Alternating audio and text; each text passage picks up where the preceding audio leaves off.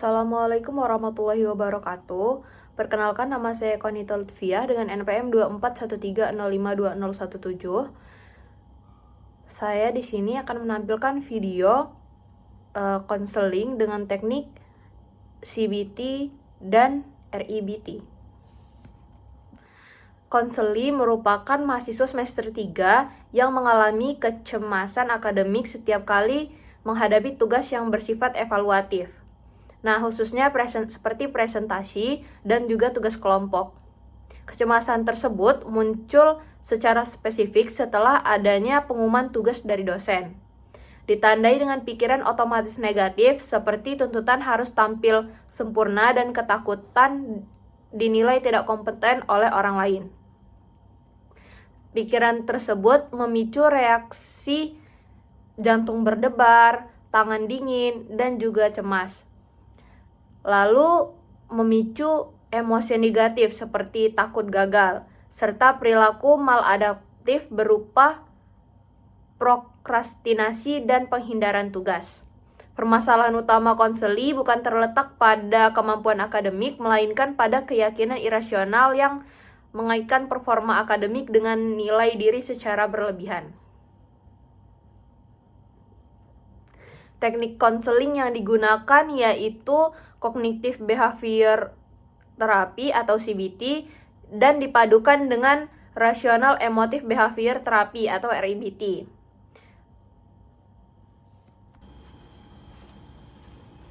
Assalamualaikum, permisi.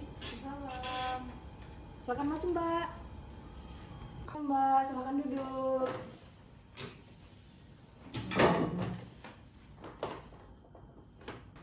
Selamat pagi, Mbak. Pagi. Oke, sebelumnya saya izin memperkenalkan diri dulu ya, Mbak. Perkenalkan, nama saya Konita. Mbak bisa panggil saya dengan Kak Konita. Baik, Kak. Sebelumnya boleh memperkenalkan diri dulu, Mbak.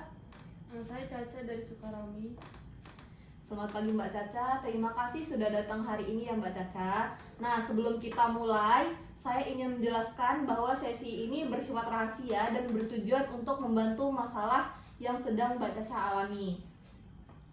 Serta saya juga membantu mengelola masalah yang Mbak Caca alami. Dalam sesi ini, saya berharap Mbak Caca akan aktif menjawab dan saya juga akan bertanya sesuai dengan pengalaman Mbak Caca. Apakah Mbak Caca bersedia mengikuti sesi ini dengan terbuka, Mbak? Iya, saya bersedia dan siap terlibat aktif. Baik, untuk memulai, saya ingin menjelaskan dengan kata-kata Mbak Caca sendiri. Apa alasan paling utama Mbak Caca datang ke sesi konseling kita hari ini, Mbak? Saya datang karena saya merasa kecemasan saya terhadap tugas kuliah semakin mengganggu. Saya sering menunda mengerjakan tugas karena takut hasilnya tidak bagus. Terima kasih, Mbak Caca. Jadi tujuan sesi konseling kita hari ini itu untuk memahami kecemasan itu dan mencari cara berpikir serta bertindak yang lebih membantu Mbak Caca. Apakah itu yang Mbak Caca harapkan? Iya, betul. Nah, kita mulai dari satu kejadian yang sangat konkret ya, Mbak Caca. Nah, kapan terakhir kali kecemasan Mbak Caca itu muncul dengan cukup kuat, Mbak Caca? Hari Senin malam sekitar jam 9. Lalu apa yang terjadi pada saat itu, Mbak? Dosen mengumumkan tugas presentasi kelompok yang harus dipresentasikan minggu depan. Nah, setelah pengumuman itu sampai kepada Mbak Caca, apa yang Mbak Caca lakukan dalam 30 menit pertama? Saya membuka laptop dan berniat mencari materi, tapi saya malah menatap layar kosong sekitar 20 menit. Saya menatap layar itu, pikiran apa yang paling dominan muncul di pikiran Mbak Caca? Pikiran saya langsung ke hal negatif. Saya berpikir, saya pasti tidak bisa menjelaskan dengan baik. Nanti teman kelompok kecewa. Nah, lalu apa reaksi tubuh Mbak Caca saat pikiran itu muncul, Mbak? Jantung saya berdebar cepat, tangan saya dingin, dan kepala terasa berat. Lalu apa yang akhirnya Mbak Caca lakukan pada malam itu? Saya membuka laptop dan memilih menonton video sampai tengah malam supaya tidak memikirkan tugas itu lagi. Nah, sekarang mari kita analisis ya Mbak, pengalaman tadi menggunakan model CBT dan REBT, yaitu ABC. Saya ingin kita susun secara bersama ya Mbak Caca. Nah, menurut Mbak Caca sendiri, apa aktivitasnya? Pengumuman tugas presentasi dari kelas. Baik, sekarang yang B, yaitu belief atau keyakinannya. Apa keyakinan utama yang muncul dalam pikiran Mbak Caca? Keyakinan bahwa saya harus tampil sempurna, dan kalau tidak, berarti saya tidak kompeten. Lalu yang C, konsekuensinya itu apa Mbak Caca menurut Mbak Caca sendiri? Saya merasa cemas, takut, dan akhirnya menunda mengerjakan tugas. Nah, dari ketiga komponen ini, menurut Mbak Caca itu bagian mana sih yang paling berpengaruh sama kecemasan Mbak Caca gitu?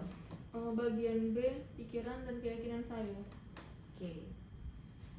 Sekarang kita coba fokus ke keyakinan Mbak Caca ya. Nah, Mbak Caca itu tadi ngomong kalau harus tampil sempurna. Nah, dari mana standar Mbak Caca itu berasal? Dari diri saya sendiri, saya takut dianggap bodoh dan tidak mampu. Apa yang paling Mbak Caca yakinin akan terjadi hal yang tidak sempurna gitu? Saya yakin orang akan menilai saya negatif. Apakah keyakinan yang sering muncul ini terjadi juga di situasi yang lain, bukan hanya ketika presentasi aja gitu? Iya, hampir di semua tugas yang dinilai. Oke, dalam teknik REBT ya Mbak, ini tuh disebut demandingness dan fear of negative evaluation. Nah, menurut Mbak Caca, apakah keyakinan ini itu bisa membantu Mbak Caca atau merugikan Mbak Caca sendiri? Justru merugikan, karena saya jadi tidak bergerak. Sekarang kita akan menantang keyakinan yang Mbak Caca buat sendiri itu ya. Nah, saya akan bertanya, dan saya ingin Mbak Caca itu benar-benar berpikir, apakah ada bukti nyata bahwa satu presentasi buruk itu membuat Mbak Caca mengecap Mbak Caca sebagai seseorang yang gagal sebagai mahasiswa? Tidak ada bukti pasti. Apakah Mbak Caca pernah melihat teman melakukan presentasi kurang baik tapi tetap lulus dan berkembang gitu di mata kuliah? Iya, banyak.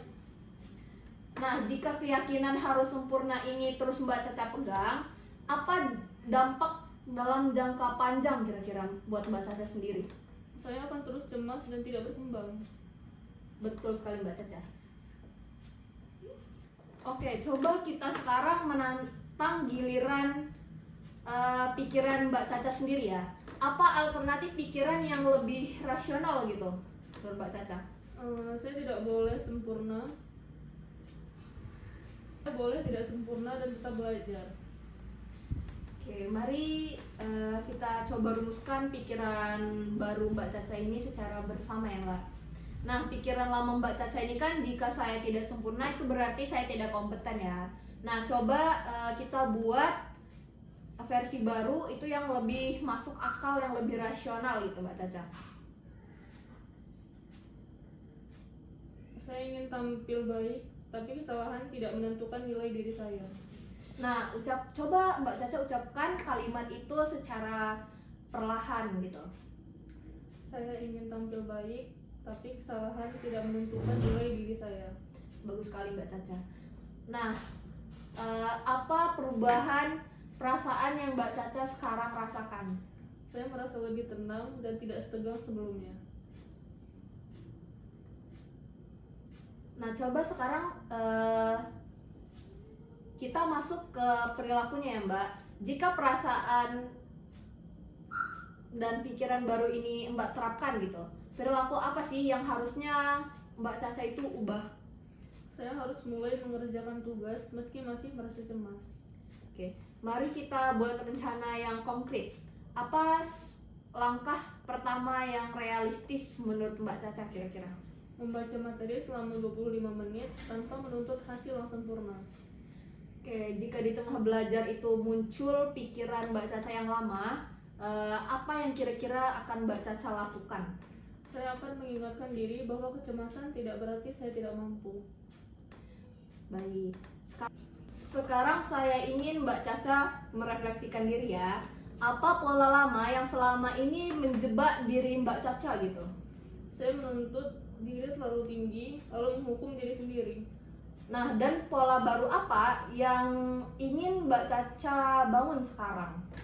Berpikir lebih rasional dan bertindak meski tidak yakin. Baik, sekarang bagaimana perasaan Mbak Caca ketika menyadari hal ini?